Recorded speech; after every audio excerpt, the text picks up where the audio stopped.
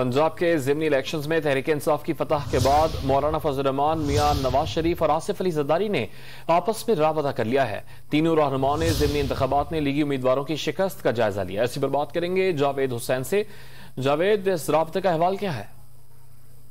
लेकिन जो जराए हैं उन्होंने बताया है कि पंजाब में ज़िमनी इलेक्शन में तहरीक इंसाफ की फतह से मुतालिक हुकूमत के जो 3 बड़े रहनुमा हैं उनका आपस में टेलीफोनिक राब्ता हुआ है, जिसमें नवाज शरीफ, आसिफ जरदारी और मौलाना फजल रहमान शामिल हैं। और इन तीनों ने जो है वो पंजाब के ज़िमनी इंतखाबात में मुस्लिम लीग नून उम्मीदवारों की जो शिकस्त है उसका जायजा लिया, जबकि पंजाब और मरकज में आइंदा की हिकमत अमली भी जो है वो ज़ेर गौर आई। और जराए ने बताया कि तीनों रहनुमाओं का मौक़िफ़ था कि बढ़ती हुई महंगाई और तेल की कीमतों में इजाफे का बदला अवाम ने लिया है।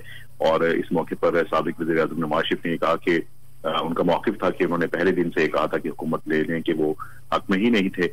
और तीनों रहनुमाओं का जल्द आम इंतखाबात करवाने से मुतालिक तजावीज़ पर भी गौर हुआ और तीनों ने इत्तेफाक किया है कि इत्तेहादियों की मुशावरत से तफसीली लाहेमल इख्तियार किया जाएगा। और इस हवाले से तमाम जो PDM की जमातें हैं उन्होंने अंदरूने जो पार्टी के अंदर जो है वो मुशावरे शुरू कर दिए, जिसके बाद तमाम रहनुमाओं का एक सरबराही इजलास बुलाए जाने का इम्कान है। जी, बहुत शुक्रिया जावेद आपका।